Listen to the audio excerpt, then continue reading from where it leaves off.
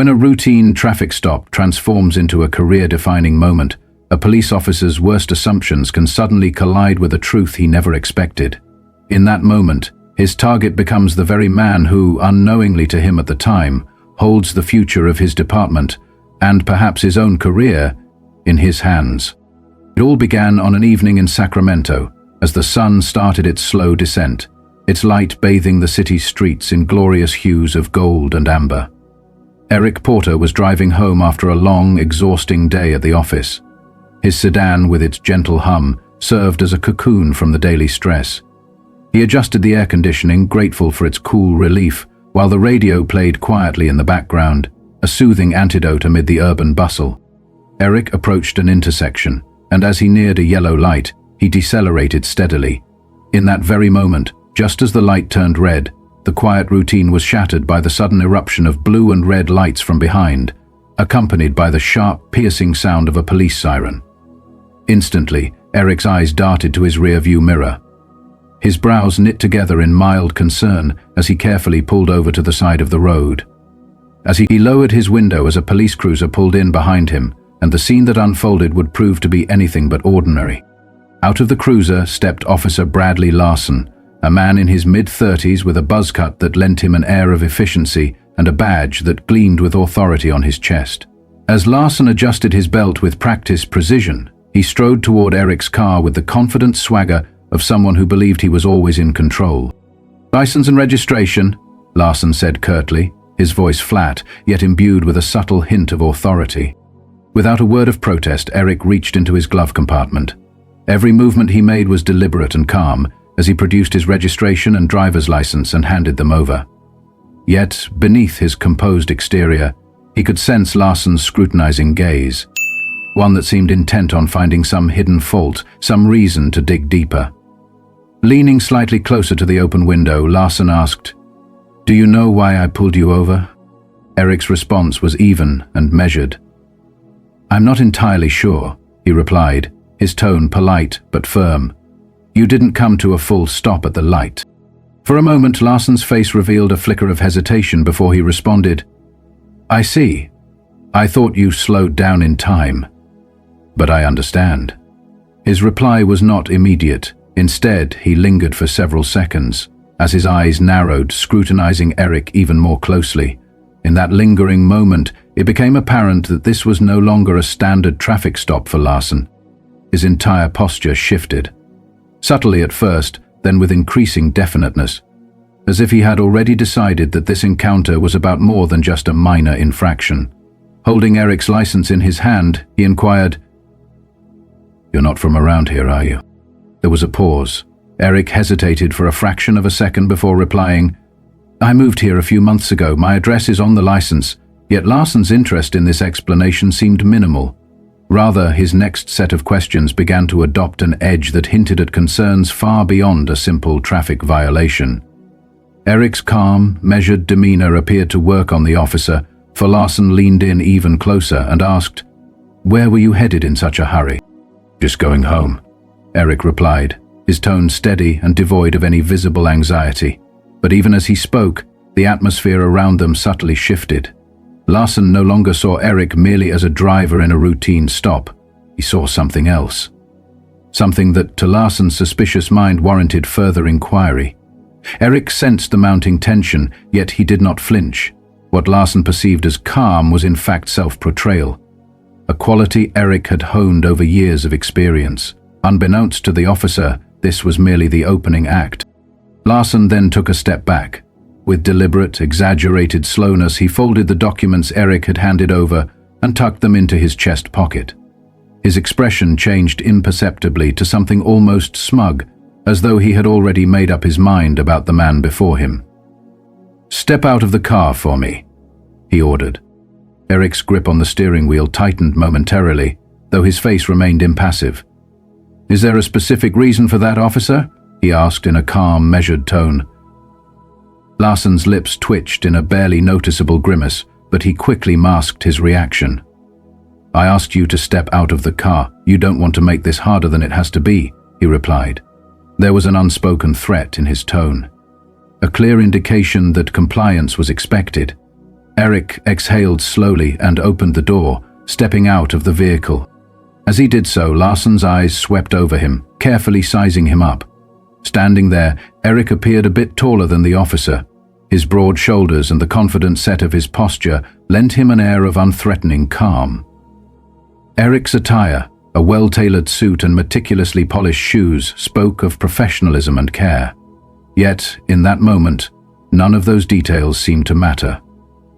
Larson gestured toward the front of the car. "Hands where I can see them," he commanded. Eric complied immediately, his movements calm and deliberate.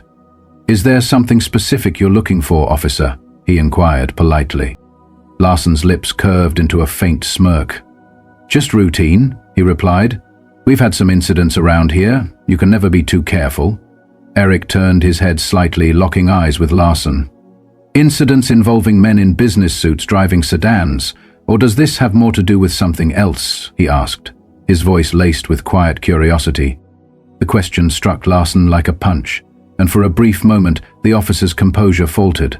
He straightened up abruptly, and his hand drifted toward his belt, a reflex rather than a planned gesture. "What's your tone?" Larson said, his voice hardening noticeably. "I'm simply asking a question," Eric replied, his tone calm and measured. There was no defiance in his voice, only a quiet firmness that seemed to unsettle the officer further. Leaning in, Larson's eyes narrowed even more. "You seem awfully familiar with how this works. You got something to hide," he muttered under his breath. For several long seconds, silence reigned as Eric allowed the tension to build. Finally, he answered, "No, officer. I just believe in being clear about the reasons for an interaction like this. Transparency, you know." Larson scoffed, but he did not reply further. Instead, he stepped back and began pacing in a small circle in front of the car, his demeanor suggesting that the dynamic between them was shifting in ways he could not quite grasp. Eric, meanwhile, continued to display a remarkable calm. There was no fear in his eyes, no stammer, no fidgeting, only a sense of control, poise, and an unsettling calm that seemed to irritate Larson. "You seem pretty confident," Larson muttered almost to himself, as though remarking, "You think you know what's going to happen next." Without rising to the bait, Eric merely tilted his head slightly. "Confidence isn't the issue here, officer. Respect is," he stated plainly. For a moment, Larson froze, his eyes reflecting a brief uncertainty before he turned back to face Eric. The earlier haze in his gaze had vanished, replaced by something sharper and almost defensive. He opened his mouth as if to reply, but no words emerged. Eric's unwavering composure was clearly throwing Larson off balance, and the officer did not seem to appreciate it. As the silence stretched between them, the tension became almost palpable. A charged energy in the cool Sacramento evening, Larson was beginning to realize that this encounter would not unfold in the predictable manner he had expected. Rather than yielding, Larson doubled down on his approach. The true test of authority was about to begin. Tapping his fingers against the holster on his belt, his frustration became almost tangible. He was not accustomed to being challenged, especially not by someone as composed and unflappable as Eric. His eyes darted back to the sedan, as if searching for some justification that had yet to manifest. "Turn around and place your hands on the hood," Larson ordered in a clipped tone. "I need to check for weapons." Eric raised an eyebrow in quiet disbelief. "Weapons?" he repeated, his tone incredulous yet measured. "Do I look like someone who's carrying a weapon?" Larson's jaw tightened, and for a moment, his usual composure cracked. "I'm not going to ask you again," he stated firmly. Eric hesitated for a heartbeat, a flicker of something unreadable crossing his face. Then, without another word, he turned and placed his palms flat against the hood of his car.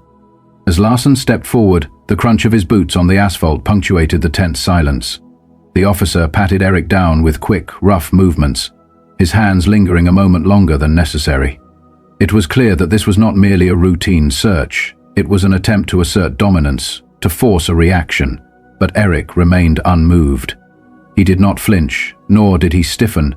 He simply maintained his calm as the invasive scrutiny continued. Finally, Larson muttered, "You're clean," his voice carrying a note of begrudging irritation, as if he were displeased that he had found nothing to justify his suspicion. Eric turned to face him, his expression as calm as ever, his eyes sharp with quiet confidence. "Of course I am," he stated simply. "Now, officer, if you're done, I'm not done." Larson's voice rose slightly as he interrupted, his words tumbling out too quickly as he tried desperately to maintain control. "You seem to know a lot about what I can and can't do. Care to explain why?" he demanded. Eric folded his arms, his posture relaxed despite the crackling tension between them. "I've had my fair share of interactions with law enforcement," he explained. "And let's just say I've learned a great deal over the years." Larson's eyes narrowed further. "So you're a lawyer or something?" he asked in a tone that suggested derision. Eric gave a faint, almost wry smile. "Something like that," he replied ambiguously, a response that only seemed to irritate Larson more. Stepping even closer and invading Eric's personal space, Larson's voice dropped to a near growl. "Listen," he said, "you think you're smarter than me? Think you can talk your way out of this?" Eric met his gaze steadily, his eyes remaining unflinching. "I don't think anything, officer," he said evenly. "I just believe in fairness. And so far I'm not seeing much of it here." His words hung in the air like a challenge, and Larson, unable to ignore the subtext, muttered, "Fairness? You think fairness is what this is about? People like you always—" He stopped abruptly, his words fading like smoke even as they struggled to fully form. Eric's expression remained unchanged, but something in his posture shifted, a subtle yet unmistakable signal that he had caught exactly what Larson had left unsaid. "People like me," Eric repeated softly, his voice carrying an unmistakable charge of meaning, "aren't the problem. It's your assumptions that are." Larson bristled visibly, stepping back as if he had just crossed an invisible line he could not uncross. "You know what I mean," he muttered, though his tone lacked the conviction it once had. "I think I do," Eric replied quietly. His calm, which had once seemed passive, now sharpened like a finely honed blade, cutting through the pretense with a clarity that left no room for further evasion. "And I think we both know that this interaction stopped being about a routine traffic violation a long time ago." For the first time, Larson's face betrayed uncertainty. He opened his mouth as if to respond, but no words came. His uncertainty was palpable. The balance of power had shifted, and now Larson found himself on shaky ground. Yet the moment of reckoning was not yet upon him. It would come soon, and it would be one he would never forget. Breaking the heavy silence with an unwavering tone, Eric said, "Officer, I think it's time you know who I am." Larson's brows knitted in irritation as he snapped, "I don't care who you are." But there was a slight crack in his tone, betraying an underlying uncertainty. Slowly and deliberately, Eric reached into his pocket. "I'm reaching for my badge," he said calmly, watching as Larson's hand twitched near his holster. "No need for theatrics. I want you to see it." His words hung in the air, laden with unspoken meaning. Larson's eyes followed Eric's steady hand as he pulled out a leather wallet and flipped it open to reveal a gleaming badge. The badge read, "Eric Porter." In a tone as casual as if introducing himself to a neighbor, Eric said, "Eric Porter, Head of Internal Affairs, Sacramento Division." At that moment, Larson froze. His eyes darted from the badge to Eric's face, desperately searching for any sign that this was a joke. But there was no humor in Eric's expression, only quiet authority and a hint of disappointment. "Internal Affairs," Larson repeated slowly, his voice cracking ever so slightly. "You're—" "Yes," Eric interrupted smoothly, saving him the trouble of finishing the thought. "I oversee officer conduct. My job is to ensure that everyone wearing this badge upholds the integrity and values it is meant to represent." Larson's confident facade began to crumble in real time. His face paled noticeably, as if the weight of his own authority had suddenly become unbearable. Taking a small step back, his hand fell away from his belt. Eric advanced, closing the gap that Larson had instinctively created. "Do you know what the most troubling part of this interaction has been, Officer Larson?" Eric asked, his voice calm yet piercing. Larson did not answer. He looked as though he had just realized he was stuck in quicksand, unable to escape. "It isn't merely the profiling," Eric continued, "though that is objectionable. It isn't even the baseless escalation. It's the fact that you conducted all of this without even realizing who you were dealing with. You assumed that I wouldn't know my rights, that I wouldn't understand the laws to which you are bound. Larson opened his mouth, but no words emerged. Eric's gaze bore into him, unrelenting and direct. Because I don't fit your idea of someone deserving respect, he stated firmly. And that, Officer Larson, isn't just a problem for me. It's a problem for everyone you encounter in that uniform. Larson's shoulders sagged as the full weight of Eric's words landed squarely upon him.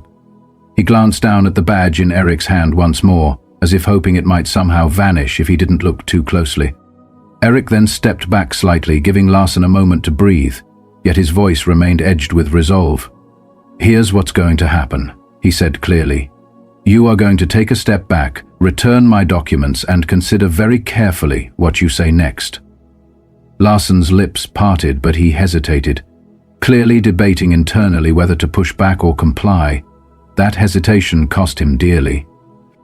Then, lowering his voice further, Eric added, "You're going to hear from me again. This time not as a driver you pulled over on the side of the road, but as the man entrusted with deciding whether you are fit to wear that badge." Larson swallowed hard. His face flushed as the gravity of the moment sank in. He reached into his chest pocket and retrieved Eric's license and registration, his hands trembling slightly as he handed them over. Eric took them silently, tucking them into his wallet before stepping back toward the driver's side door of his car.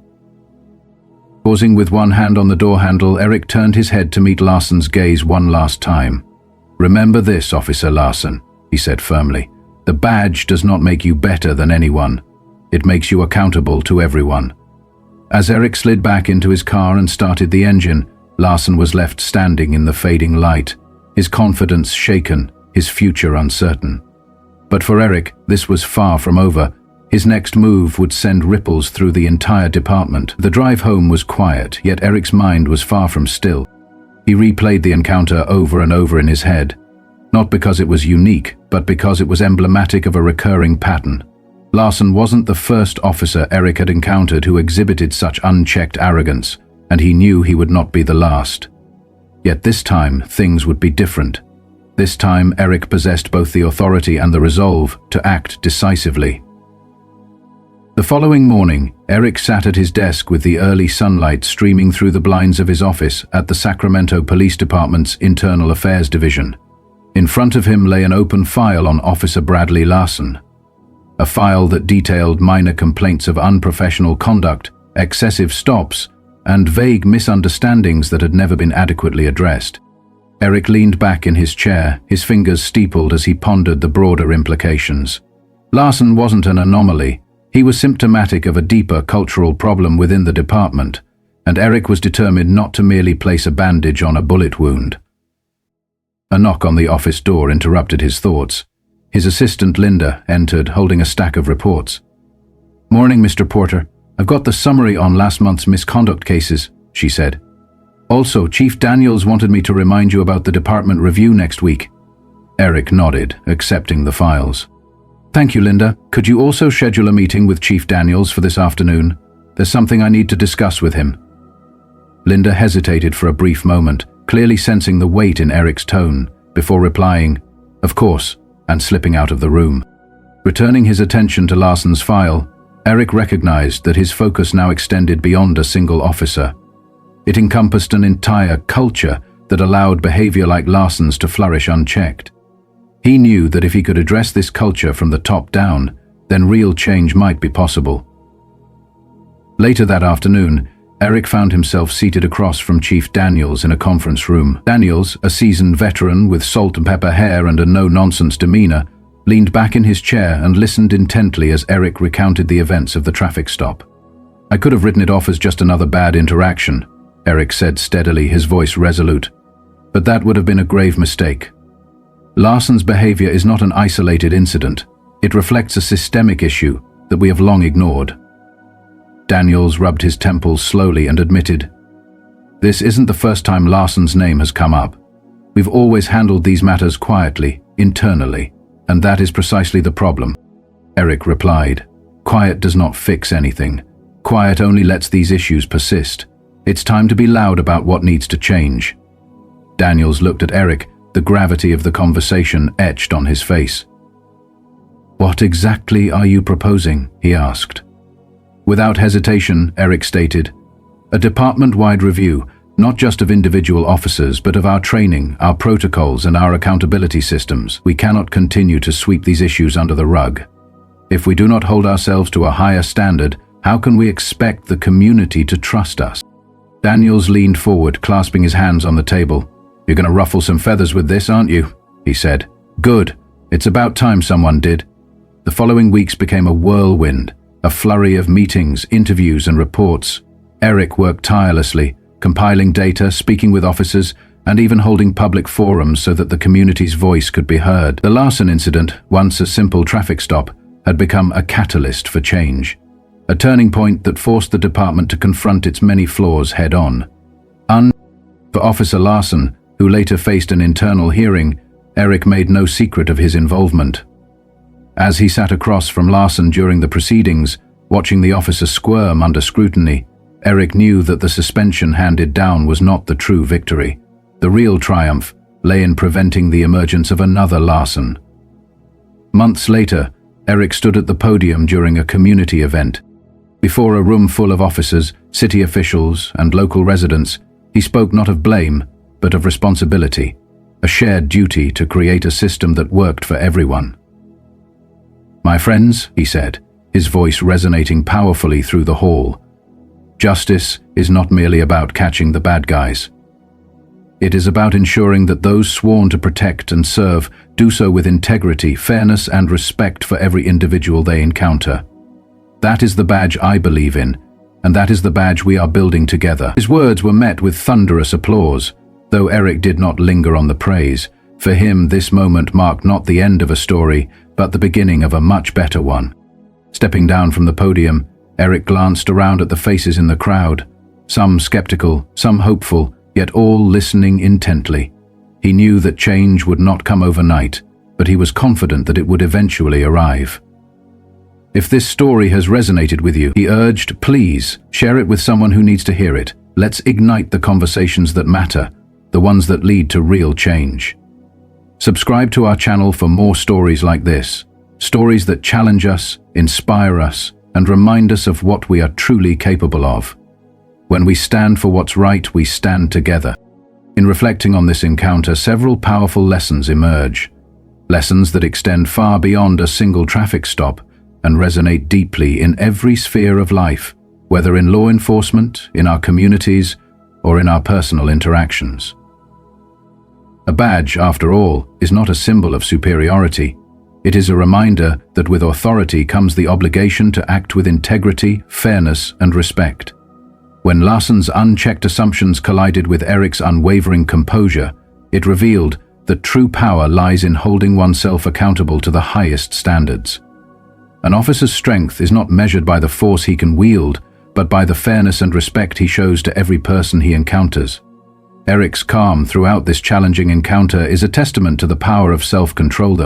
Even when confronted with baseless escalation and invasive scrutiny, he maintained his composure. His ability to remain steady under pressure not only diffused a potentially volatile situation, but also turned the tables, transforming a routine stop into an opportunity for meaningful change. This incident reminds us that the strength to remain calm and the wisdom to act with deliberate purpose can be the most effective response to adversity. Eric's insistence on clarity in every interaction underscored the critical importance of transparency and accountability. By demanding that Larson confront the truth of who he was dealing with, Eric set a powerful precedent. In every institution, from law enforcement to everyday community settings, transparency is the first step toward reform. Holding each individual accountable for their actions is not just beneficial, it is essential for building trust. And Larson's behavior was driven by assumptions and implicit biases, unspoken beliefs that, when left unchecked, lead to unjust treatment. Eric's measured responses exposed the danger of such biases, demonstrating that every person deserves respect and fairness, regardless of appearance or background. This encounter serves as a reminder to constantly challenge our assumptions, both on a personal level and within our broader institutions, so that we may foster a culture free from prejudice. Perhaps the most inspiring lesson of all is the importance of courage. Eric's willingness to assert his rights, even when faced with the full force of authority, shows that true courage is not the absence of fear, but the determination to act justly in spite of it. By standing up for what is right, even when it meant challenging someone in uniform, Eric set an example that resonates deeply, not only for law enforcement professionals, but for all of us who believe in fairness and justice. Finally, this encounter illustrates that every interaction, no matter how routine it may seem, carries the potential to spark transformative change. What began as a mundane traffic stop evolved into an experience that challenged systemic biases and underscored the importance of standing up for one's rights. Let this story serve as an invitation to all of us to examine our own interactions, to question assumptions, and to always strive for a higher standard of fairness and respect. As you reflect on Eric Porter's story, consider these lessons and ask yourself how you can apply them in your own life. Whether you work in law enforcement, are part of an organization, or simply interact with others on a daily basis, remember that integrity, accountability, and the courage to stand up for what is right are values that define true leadership and foster lasting change. Each of us has the power to challenge the status quo, to speak out against injustice, and to inspire a culture of respect and transparency. In conclusion, the events of that evening in Sacramento remind us that a single moment can alter the course of a career, and even change the culture of an entire institution. When we choose to stand by our principles, when we challenge biases and demand accountability, we not only affirm our own dignity, but also contribute to a broader movement for justice. Let this encounter be a call to action for everyone, to strive for fairness in every interaction, to hold those in power accountable, and to never allow prejudice or indifference to undermine the very foundation of our communities. If you found these lessons meaningful, share this story with others. Let it be a spark that ignites further conversation about the importance of integrity, transparency, and respect in every sphere of life. Remember, every action counts, and when we all commit to upholding the highest standards of fairness, we create a ripple effect that can transform society for the better. Stand up, speak out, and never underestimate the power of a single, principled voice to change the course of history. May Eric Porter's experience serve as a lasting reminder that true authority is earned through integrity, that self-control in the face of adversity is a powerful tool for change, and that each of us holds within us the ability to reshape the world around us, one act of fairness at a time. When we embrace these values and work together, we can build a future where every individual is treated with the dignity and respect they deserve, and where justice is not just an ideal, but a lived reality for all.